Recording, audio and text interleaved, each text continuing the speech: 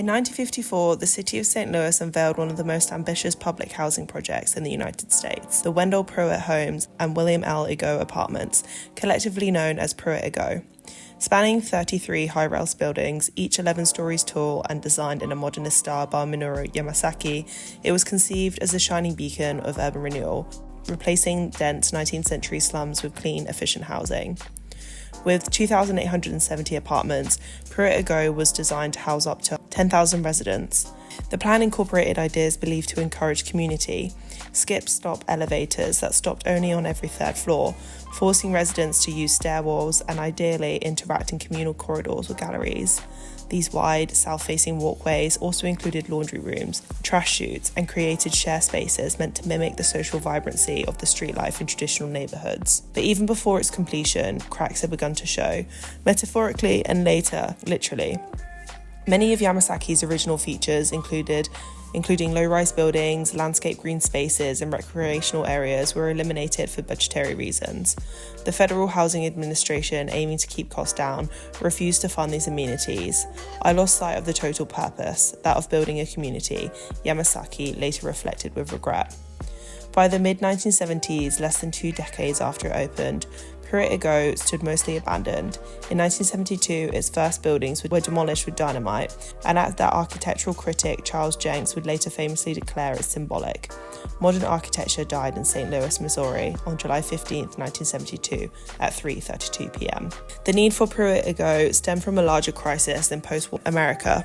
St. Louis in the 1940s was overcrowded, with more than 85,000 families living in aging, unsanitary tenements, half of whom lacked private toilets. The city's housing stock was described as something out of a Charles Dickens novel. White middle-class families had begun leaving the cities for suburbs, and the downtown core was rapidly losing its tax base. In response, the city turned to federally funded public housing as a solution. The Housing Act of 1937 had already laid the groundwork, creating racially segregated low-rise projects such as the Clinton Peabody for white residents and Carr Square for African Americans. These early projects were considered relatively successful and well-maintained, at least initially. But the scale of urban decline increased dramatically after World War II. In 1947, the city proposed redeveloping the DeSoto Carr neighbourhood with residential blocks in a public park. When that plan fell through, officials adopted a more aggressive approach, slum clearance and replacement with high-density towers. The Housing Act of 1949 gave cities like St. Louis both federal funding and the power to expropriate land for redevelopment. Local authorities hoped to revitalise the inner ring around the city's central business district, long before terms like gentrification became common. Joseph Das, the city's Democratic mayor, championed this vision. In 1951, he declared, "We must rebuild, open up, and clean up the hearts of our cities. The fact that slums were created with all the intrinsic evils was everybody's fault. Now it's everybody's responsibility to repair the damage." To realise his vision, the city hired the architectural firm Lane-Weber, Yamasaki and Helmuth. Leading the design was Minoru Yamasaki, later known for the World Trade Center in New York and the Pacific Science Center in Seattle. Yamasaki was a proponent of new formalism, a style that emphasized monumentality, symmetry, and finely crafted materials. He described his own design philosophy by saying, "There is no greater elegance in simplicity and the surfaces of materials than in extravagant ornamentation." Yet, Pruitt-Igoe marked a break from that elegance. These were stark concrete towers, built on a tight budget with an emphasis on function and economy. Inspired by Le Corbusier's Ville Radieuse, Yamasaki envisioned a utopian model of high-rise communal living.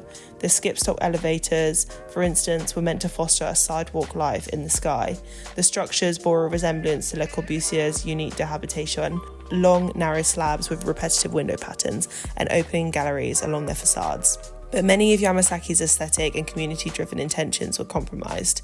As architectural historian Clifton Kidder noted, Yamasaki brought the project a modernist mentality that craves rational order, and did so to a point where he seemed to be organising not only the dwelling spaces, but the people who would dwell there.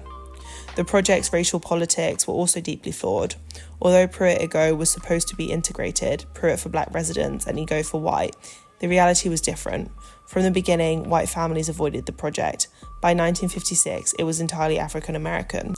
The deterioration of Pruitt-Igoe began almost immediately. In 1957, 2 years after opening, 9% of the apartments were already vacant. By 1960, the vacancy rate had climbed to 16%, and by 1970, it had ballooned to 65%. The maintenance budget was tied to tenants' rent, but for most residents were low income or on welfare, there simply wasn't enough money to maintain the buildings.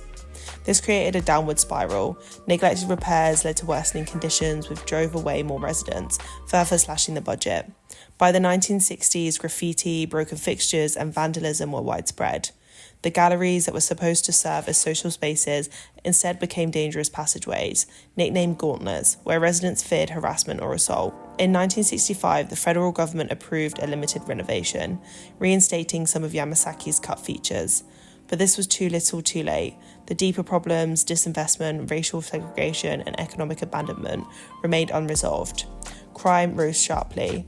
Maintenance staff and delivery workers refused to enter certain buildings. Garbage piled up on stairwells. Entire blocks were vacant. The original vision had collapsed into chaos. By 1972, the US Department of Housing and Urban Development declared the project unsalvageable. Demolition of the towers began that year and continued until 1976. The images of the buildings collapsing into clouds of concrete dust were broadcast across the nation, televised proof of a failed dream.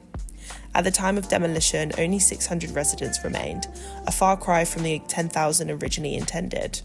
For many, Pruitt-Igoe became not just a failed housing project, but a metaphor for failures of post-war liberalism, public housing, and architectural modernism itself. Charles Jenks declared the implosion of Pruitt-Igoe the symbolic death of modern architecture. In a 1978 interview, Minoru Yamasaki admitted, "It's a project I wish I hadn't done." For decades, critics blamed modernist designs, the alienated towers, the sterile corridors, and the failure to create a sense of place. Architectural Revival once asked if Pruitt-Igoe was doomed from the outset, but more recent analysis suggests that the root causes lay beyond architecture. The decline of St. Louis's industrial base, the exodus of tax-paying residents, and the city's racially discriminated policies all played key roles. Housing scholar Catherine Worster had long warned against concentrating the poor in isolated, amenity-free housing, arguing that such projects were bound to fail socially and economically. Yamasaki himself came to understand this, saying that public housing should be about building communities, not just buildings.